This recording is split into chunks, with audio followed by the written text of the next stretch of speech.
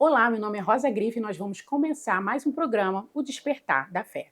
Estamos numa série de feridas da alma e vamos começar a falar de feridas do abandono, episódio 2. Por que você vive com medo de ficar sozinha? Você já se perguntou isso? Você já percebeu que algumas pessoas vivem esperando que alguém vá embora, mesmo quando tudo parecer que está bem? Elas sentem medo, medo de serem deixadas, medo de serem esquecidas, medo de não serem prioridade para ninguém. Basta uma mensagem que demora para chegar, uma ligação que não acontece ou uma mudança no comportamento de alguém para que o seu coração comece a acelerar. É como se dentro uma voz dissesse: vai acontecer tudo de novo e eu vou ficar sozinha. Se isso acontece com você, talvez esse medo não tenha começado no seu casamento, por exemplo. Talvez ele tenha começado muito antes. Hoje nós vamos falar sobre algo muito importante. Vamos conversar sobre uma das feridas mais silenciosas da alma, a ferida do abandono. E eu quero dizer uma coisa importante desde o início. Esse vídeo não é para procurar culpados. É um convite para você compreender a sua história. Porque quando entendemos de onde vem essa dor, deixamos de ser prisioneiros dela e começamos a escrever um futuro diferente. O abandono não acontece apenas quando alguém vai embora. Muitas vezes ele acontece quando alguém permanece fisicamente, mas desaparece emocionalmente. A pessoa está dentro de casa, mas não escuta, não acolhe, não conversa, não demonstra interesse. Para uma criança, isso também pode ser vivido como um abandono, você sabia? Ela não entende o que está acontecendo, apenas sente que está sozinha. Segundo especialista inglês em desenvolvimento infantil, toda criança precisa crescer sentindo que existe alguém em quem pode confiar. Alguém que esteja presente, que proteja, que volte quando se afasta e que transmita segurança. Essa presença constante que você ensina a criança que o mundo pode ser um lugar seguro, sim.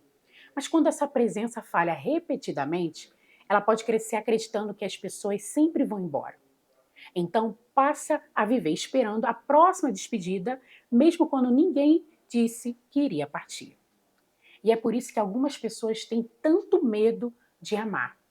Outras se apegam de uma maneira mais intensa. Algumas tentam controlar tudo e todos. E existem algumas que preferem terminar um relacionamento antes que sejam abandonadas.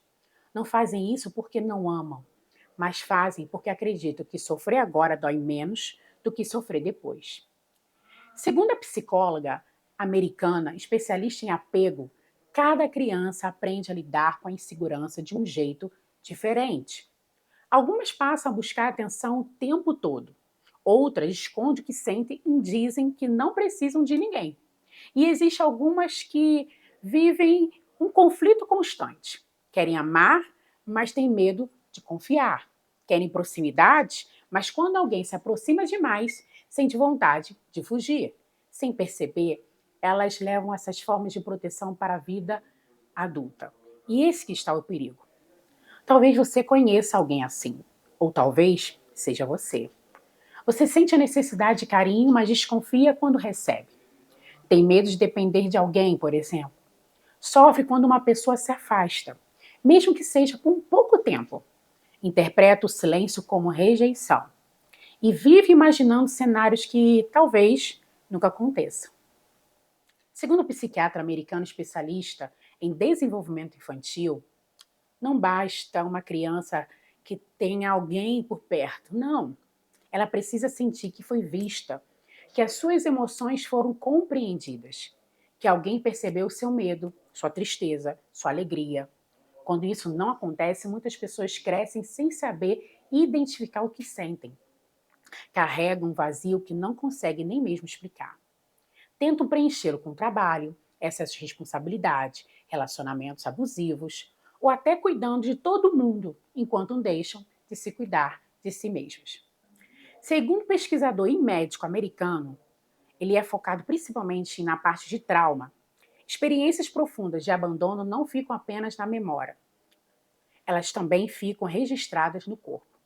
É por isso que algumas pessoas vivem em alerta permanente, dormem mal, assustam-se facilmente, sentem ansiedade sem conseguir explicar o motivo. Mesmo quando tudo está tranquilo, o corpo continua se preparando para perder alguém novamente. A mente diz que está tudo bem, mas o corpo continua acreditando que o perigo ainda existe. Muito parecido com a rejeição, não é mesmo? Se você não assistiu, volte lá para o primeiro episódio. Segundo o médico canadense, especialista também em trauma, quando a dor do abandono é muito intensa, muitas pessoas aprendem a se desconectar para conseguir sobreviver. Desconectam das emoções e até mesmo do próprio corpo, dos próprios sonhos. Passam a viver apenas para atender às necessidades dos outros. Mas a reconstrução começa quando essa pessoa volta a se conectar consigo mesmo e experimenta relações que transmitam segurança.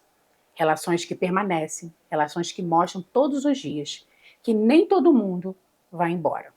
E é exatamente isso que eu vejo diariamente entre as mães atípicas. Mulheres que tiveram a vida completamente transformada pelo diagnóstico do seu filho.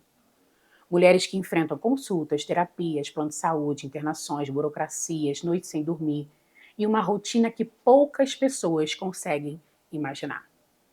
Em muitas famílias brasileiras, pesquisas mostram que a maior parte desse cuidado acaba ficando concentrada na mãe. E quando essa mulher já carrega uma ferida de abandono, toda essa sobrecarga faz a dor antiga despertar novamente. Ela começa a pensar que precisa dar conta de tudo sozinha. Tem dificuldade, por exemplo, para pedir ajuda. Acredita que se depender de alguém será decepcionada. Então, continua carregando os pesos que já não consegue mais suportar. Sorri por fora, mas por dentro está sempre exausta. E quanto mais cansada fica, mais acredita que ninguém realmente permanecerá ao lado dela. Sim, eu também precisei enfrentar esse processo muito difícil. Houve momentos que eu senti que eu estava completamente sozinha. Houve dias que eu achei que ninguém conseguiria entender a dor que eu estava vivendo. Mas foi justamente nesse lugar de fragilidade que Deus começou a reconstruir a minha história. Eu descobri, por exemplo, que a minha segurança não podia depender apenas da presença das pessoas. Ela precisava estar firmada em algo que nunca me sentiria abandonada. Mas eu quero lembrar você de uma verdade. A sua história explica esse medo, mas ela não precisa determinar o seu futuro. O abandono pode ser feito parte da sua caminhada, mas ela não precisa escrever o próximo capítulo da sua vida. A reconstrução começa quando aprendemos que nem todas as pessoas vão embora. Quando permitimos que pessoas confiáveis caminhem sim ao nosso lado. Eu sou prova disso. Quando aceitamos ajuda sem sentir vergonha. Para de fazer tudo sozinha, minha linda. Quando entendemos que pedir apoio não é sinal de fraqueza. E quando descobrimos que Deus permanece presente, mesmo nos momentos em que todos os outros parecem ter desaparecido. Foi por isso que nasceu o projeto Lapidar, uma jornada para ajudar mulheres a reconstruir a sua identidade, fortalecerem a sua fé e encontrarem segurança novamente. Não apenas nos relacionamentos, mas também dentro de si mesmas. Quando ela sabe quem ela entende que ela é amada pelo Pai. Se esse vídeo falou ao seu coração, escreva aqui nos comentários. Eu escolho confiar novamente. Eu faço questão de ler cada mensagem. E se você conhece alguém que vive carregando o medo de ser abandonada, compartilhe esse vídeo. Às vezes, uma única conversa pode ser o começo da cura de uma vida inteira. Na próxima semana, nós vamos falar sobre outra ferida que costuma caminhar ao lado do abandono, a ferida da crítica. Então, até logo e bora agir!